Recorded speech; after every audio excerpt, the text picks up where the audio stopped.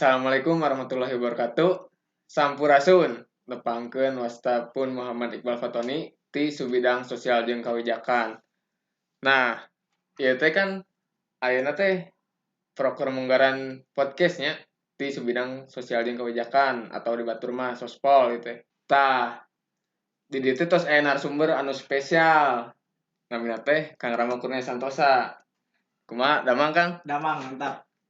Tah, ayeuna mah urang langsung we kawitannya. Di dieu teh rencana mah bade ngebahas September Hitam gitu. Urang ngaguluyur we nya di podcastna. Tah, Kang, naon sih September Hitam teh? Oke, September Hitam merupakan salah satu momentum juga sebagai bentuk merawat ingatan karena banyaknya pelanggaran-pelanggaran HAM yang ada di Indonesia.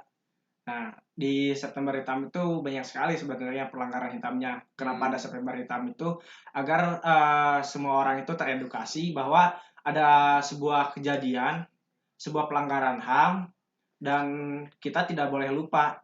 Sebab jika kita lupa, maka para rejim-rejim pemerintahan ini akan terus melakukan pelanggaran-pelanggaran HAM terhadap kita. Jas merah teh nya Kang nya. Ya, betul. Bisa teh sih Kang dijelaskeun si pelanggaran anu aya di bulan September teh nepi ka bisa disebut September Hitam teh aya naon wae teh. Oke. Sebenarnya banyak sekali ya kalau misalnya kita baca lebih banyak mengenai pelanggaran HAM setiap tahunnya itu banyak sekali pelanggaran-pelanggaran HAM. Tapi yang memang yang jadi isu topik yang paling banyak di September Hitam ini adalah seperti misalnya tragedi pembunuhan Munir. Oh iya. Itu terjadi pada 7 September 2004. 2004. Di mana Munir ini adalah seorang aktivis HAM. Dia waktu itu menjabat juga sebagai pegawai di Kontras, Komisi untuk Orang Hilang dan yang mengalami kekerasan. Dan Munir ini ketika itu dia akan berangkat ke Belanda. Nah, namun yang menjadi sebuah hal yang cukup aneh bagi saya adalah ketika Munir menaiki pesawat, itu 24 CCTV di bandara itu dimatikan. Tiba-tiba mati ya? Tiba-tiba mati ya, padahal listrik kan hidup.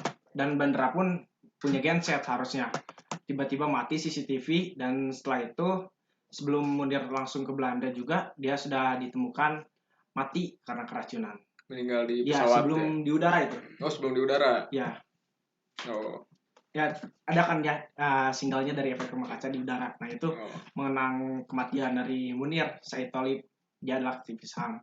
Dan kenapa Munir sih yang dibunuh? Karena Munir ini adalah orang yang vokal. Iya, dia frontman-nya ya. Ya, yang sangat vokal dalam menegakkan hak asasi manusia pada saat itu. Paling bersuara lah ya. Ya, karena Munir ini menurut juga tragedi-tragedi pelanggaran HAM sebelumnya seperti tragedi 1965, tragedi 1998, 1999 yang Semanggi, dan kematian Marsina, juga hilangnya aktivis HAM juga, aktivis waktu itu adalah Wiji Tukul yang hilang.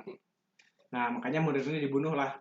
Dan dibunuhnya Munir ini bukannya melemahkan kami untuk tidak menindak HAM. Bukannya kami takut, tapi kami lebih berani bahwa ternyata benar negara ini memang sangat busuk. Nah. Dan selanjutnya juga ada tragedi Tanjung Priuk. Oh iya, Tanjung Priuk ya. Nah, itu terjadi pada tahun terjadi pada 12 September ya, 1984. Jadi awalnya adalah adanya militer, tentara yang tiba-tiba masuk ke dalam masjid. Lalu si tentara ini dia kayak membuat kacau di masjid itu. Oh iya.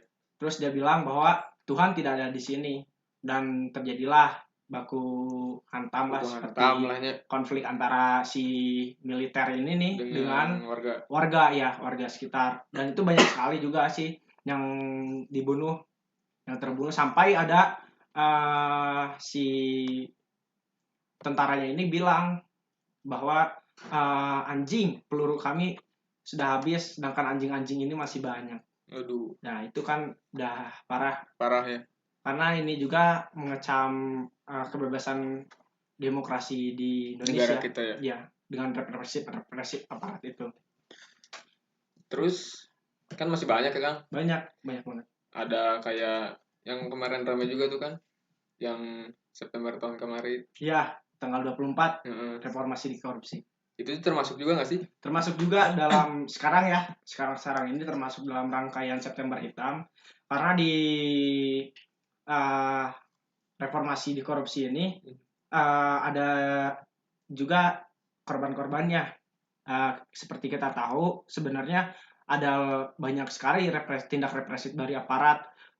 Salah satunya adalah 1.489 orang itu langsung dipaksa ditangkap, dan mereka tidak tahu sebab ya demokrasi itu adalah adat budaya kita gitu.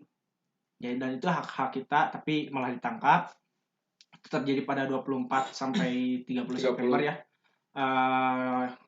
Karena apa? Karena kita turun ke jalan, banyaknya rancangan undang-undang baru.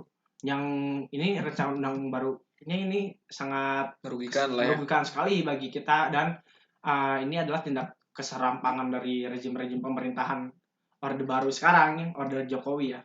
Iya, boleh.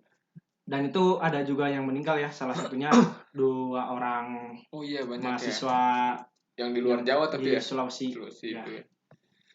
Nah, kan dari beberapa pelanggaran yang tadi sama Akang udah disebutin kan, menurut Akang nih, apa sih yang harus dibenerin dari negara kita tuh sebenarnya? Sampai kan kalau ngomongin HAM ya luas ya.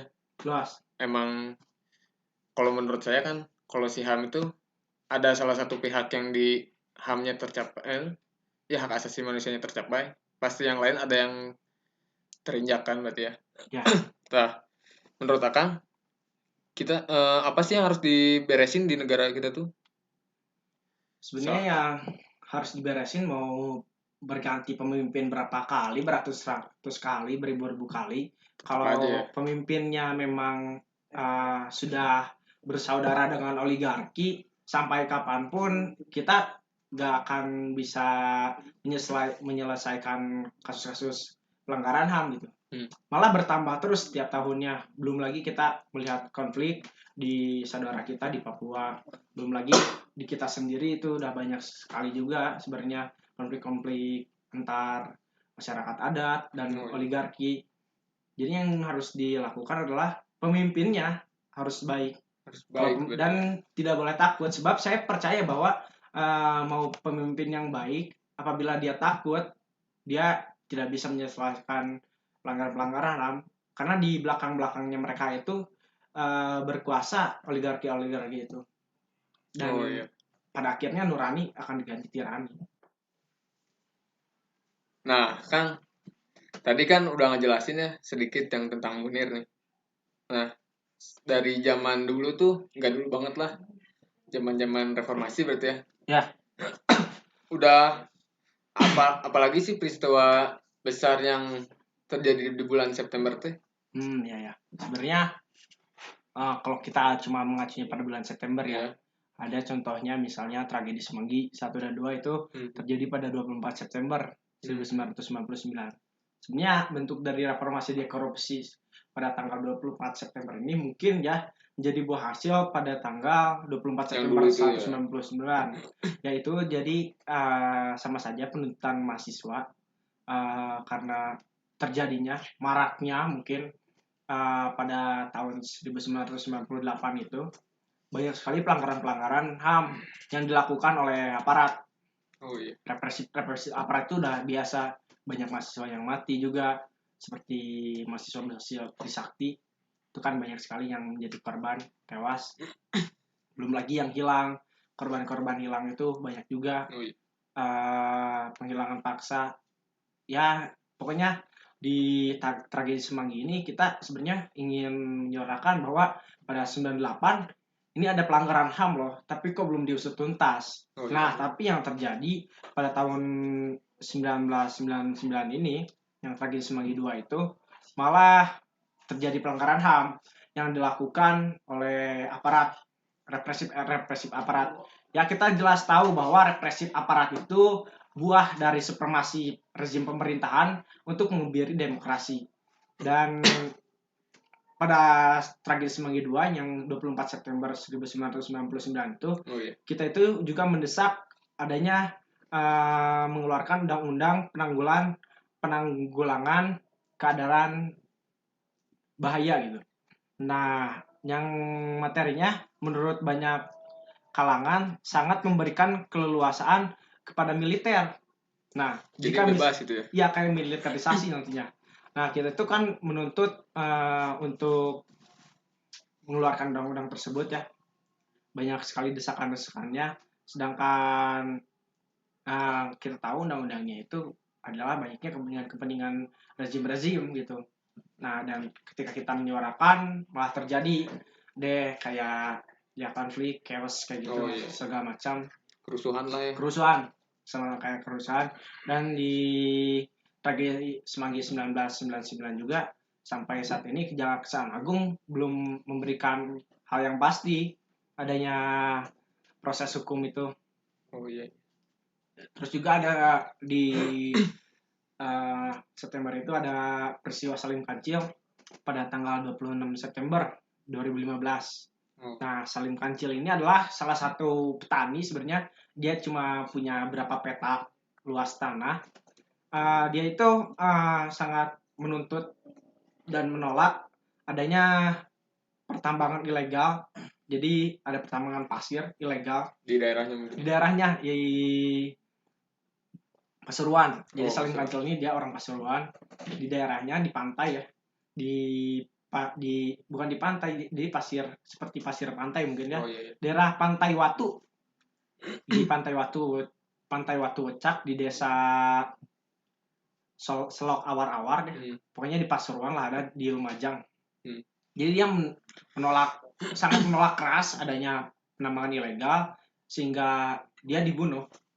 Dan kita tahu kalau misalnya orang benar dibunuh, berarti yang membunuhnya ada orang jahat. Iya. Dan yang sampai sekarang pun tidak ada tindak jelas dan tindak lanjut dari pemerintah adanya peristiwa Salim Kancil itu. Dan kita tahu bahwa penambangan ilegal itu pasti yang bermainnya orang-orang yang punya kuasa tinggi. Iya. Entah dari pihak militer atau dari pihak pemerintahan. Yang jelas sampai sekarang pemerintah memang ada juga yang paling banyak ya yang ini, dan ini pun peristiwanya yang ini ya dibawa ke Mahkamah Internasional, yaitu tragedi pembantaian 1965 sampai 1966. Oh, yang PKI itu ya? PKI, iya betul. Jadi banyaknya pembantaian ya, kalau yang dicatat oleh LSM itu hampir dari 500.000 jiwa. Oh. Sebenarnya hampir 1 juta. Iya, iya. Kalau menurut survei yang lain, kan itu menurut LSM berbagai macam lembaga yang survei lah ya, ada hampir 1 juta mungkin ya. Yang tercatat tuh cuma 500.000 sih. Itu dikarenakan jadi yang dibunuh itu terduga PKI, dia terduga aktif di partai, ikut menggembor-gemborkan tentang komunis, sehingga dibunuh. Dan sebenarnya itu ketakutan rezim Soeharto. Iya. Belum tentu juga kan belum mereka tentu, ya. Kayak kita boleh mungkin ya membunuh orang salah, tapi apa salahnya kita mengadilinya melewati proses persidangan lebih lanjut. Apakah dia memang terduga atau nantinya jadi tersangka, kan kita belum tahu. Apakah dia memang benar orang-orang dari PKI yang membunuh banyak ulama sama panglima-panglima militer waktu itu. Apakah memang bukan, tidak ada sangkut pautnya dengan itu. Sebenarnya pembunuhan terduga PKI ini pada tahun 1965 ini ketakutan dari rezim Soeharto. Karena Soeharto itu dalang dari turunnya Soekarno. Oh iya pasti. Ya kita tahu kenapa panglima yang lain bisa mati, sedangkan Soeharto kok aman sendiri. Dan ini ketakutan sih menurut saya, ketakutan Soeharto bahwa takut ada yang membocorkan rahasianya. Dan sampai sekarang kan Super Semar saja tidak ada yang tahu ya. Tidak yang tahu. Ya itu memang ya gerakan-gerakan seperti di 65 itu memang sangat berbahaya sih sebenarnya. Kata nenek saya yang memang waktu itu dulu terlibat langsung, siapa yang pakai baju merah, bahkan yang membaca buku komik Cina ya mungkin, pokoknya ada aksesoris berbentuk Cina-Cina itu langsung ditangkap dan dibunuh. Dan yang ikut genjar-genjar mungkin ya, itu juga sama langsung dibunuh. Genjar-genjar itu seperti Mars PKI lah. Iya. Salah satunya itu adik kakek saya menjadi korban. Jadi kakek saya ini punya 4 adik.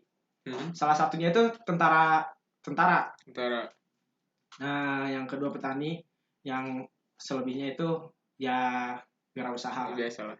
Nah, adiknya yang satu ini dia cuma ikut main gamelan doang di acara genjer-genjer. Oh. Jadi sebenarnya tidak ada sangkut pautnya dengan PKI karena waktu itu hanya merayakan hari tani. Oh iya. Bahwa sekarang lagi musim panen gitu kan. Nah, langsung diculik. Dari situ diculik dan dibunuh. Dan kok dibunuh gitu? Padahal adik kakek saya ini udah tahu kakaknya ada yang tentara. Iya. Terus kakek saya sendiri aja kerjanya di balai kota gitu, di Pemkot. Kok malah dibunuh gitu? Kan aneh gitu. Kita emang PKI salah, tapi apa salahnya kita mengadilinya dengan proses persidangan? Dengan hukum yang karena negara ini ya. kan ya negara hukum gitu, bukan hukum rimba yang kita Iya, pakai, tapi ada undang-undangnya gitu. Berarti yang salah ini siapa kalau misalnya kayak gini? Jadi kan kita bingung, yang salah ini PKI atau memang rezim-rezim tersendiri gitu kan? Iya. Ya itulah polemik pada September Hitam sampai suatu ketika reformasi di korupsi juga yang kemarin 2019. Akhirnya timbul lagi juga represif dari aparat. Chaos lagi kan? Iya. Nah, Kang, tadi kan udah dijelasin ya peristiwa-peristiwa yang terjadi di bulan September teh ya. Sampai si bulan September teh disebut September Hitam teh ya. Ya. Kan itu juga saya suka lihat nih di jalan-jalan. Kalau di Bandung suka lihat di depan gedung sate tiap hari Kamis, ramenya di bulan September kan. Lihat pada bawa pamflet, bawa tulisan-tulisan. Tulisan itu aksi Kamisan. Nah, apa sih aksi Kamisan teh, Kang? Itu teh gimana sih? Coba. Sebenarnya nggak setiap September sih ramenya. Ya mungkin beda. Saya nggak tahu ya iklim di aksi Kamisan Bandung gimana. Karena saya kebanyakannya sering aksi Kamisan Jakarta. Sebenarnya setiap hari Kamis itu sudah ada aksi Kamisan gitu. Pertamanya ya dilakukan aksi Kamisan karena banyaknya pelanggaran-pelanggaran HAM, lalu ya dilakukan karena ya ini ada pelanggaran HAM loh nih, tapi kok belum diusut tuntas gitu. Terus banyaknya ibu-ibu juga, kalau waktu-waktu dulu ya, banyaknya ibu-ibu juga yang mencari anaknya yang hilang pada tahun 1998, aksi Kamisan tuh. Jadi ibu-ibu tuh pasti pada nanya ke pemerintah. Kalau di Jakarta di istana ya kita biasanya. Anak saya mana? Sampai sekarang kok belum ada. Kalau misalnya mati ya bilang gitu. Kalau misalnya hilang ya kembalikan gitu. Jangan sampai kita jadi gelisah gitu. Anak saya ini sebenarnya di mana gitu. Gak tahu kejelasannya gitu. Gak ada kejelasannya memang. Nah, dibuatlah aksi Kamisan itu. Rangkaian aksi Kamisan itu dibuat karena di Indonesia ini banyak sekali pelanggaran HAM. Sebenarnya hanya aksi damai ya. Aksi Kamisan itu nggak pernah ada aksi rusuh gitu ya. Bukan demo, ada bukan konsolnya gitu, ya nggak ada. Ya demo emang ada demo gitu kan. Kita meminta kejelasan juga. Tapi emang aksi damai gitu. Iya, nggak kekerasan gitu lah. Cuma mau bilang kalau ini ada pelanggaran HAM loh. Kalian harus tahu ini pelanggaran HAM di Indonesia, dan kalian harus tahu bahwa pemerintah itu sebenarnya untuk menyelesaikan masalah-masalah HAM tuh. Makanya dibuat aksi Kamisan tuh untuk merawat ingatan sebenarnya, untuk menolak lupa akan terjadinya pelanggaran-pelanggaran HAM gitu. Terus untuk menuntut kejelasan tentang pelanggaran HAM, coba tolong usut tuntas tentang pelanggaran-pelanggaran HAM. Pertama ya kita hanya berorientasinya pada tragedi 98, tragedi sebelumnya mungkin ya. Seperti Tanjung Priok mungkin sampai 1965 yang kasus tertuanya itu ya. Ya itu aksi Kamisan fungsinya di situ. Cuma ingin mengingatkan, tapi misalnya kalau aksi Kamisan enggak ada gitu. Ya orang-orang nanti mungkin ini akan terjadi gitu ya. Mungkin ini akan terjadi juga misalnya ke anak saya, karena Anda misalnya, karena semua orang gitu ya. Ketika dia berangkat kuliah dan dia tidak pernah pulang lagi. Kalau misalnya nggak ada aksi Kamisan, ya itu merawat ingatan itu pentingnya di situ. Dan kalau misalnya nggak ada aksi Kamisan juga, pemerintah makin berserampang, makin seenaknya sendiri melakukan tindak kekerasan ke rakyatnya, demokrasinya akhirnya dibajak oleh oligarki, dikebiri demokrasinya Indonesia, adat istiadat masyarakat adat juga akan hilang Dirampas. sepenuhnya. Ya sebenarnya kita hanya mengingatkan bahwa pemerintah. Jadi aksi Kamisan tuh kita sebagai rakyat Indonesia tuh ngingetin pemerintah lah ya. Ya, ngingetin pemerintah, terus memberikan edukasi juga ke orang-orang. Saya masih ingat pertama kali saya aksi Kamisan itu SMA kelas 1. Iya. Saya pertamanya nggak tahu aksi Kamisan itu apa. Ngeliat orang setiap hari Kamis pakai baju hitam-hitam, bawa payung hitam. Kebanyakan waktu itu orang tua ya, masih orang tua. Oke, sekarang udah anak muda, orang tuanya udah jarang. Saya masih ingat aksi Kamisan itu waktu kelas 1 SMA. Saya nggak tahu aksi Kamisan itu apa. Sampai akhirnya banyak orang yang bersuara bahwa tahun 98 tuh reformasi, kita melakukan reformasi sampai harus membayarnya dengan nyawa gitu. Tahun 1965 ternyata banyak pembantaian. Terus Munir Said Tholib mati, Wiji Tukul hilang. Ya saya tahunya dari aksi Kamisan. Kalau misalnya aksi Kamisan itu nggak ada, akhirnya generasi-generasi yang akan datang tidak teredukasi dan tidak tahu bahwa ternyata pemerintah untuk mengusut tuntas pelanggaran HAM, bahkan malah melakukan kekerasan terhadap rakyatnya sendiri.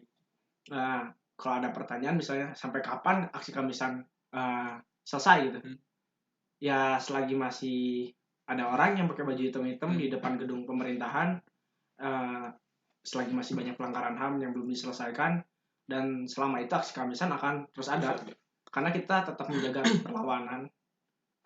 Kita di sini melawan ketidakadilan, keserampangan pemerintah. Kita ingin mengingatkan bahwa rakyat masih berani dan kita tidak takut gitu. Mungkin gitu sih.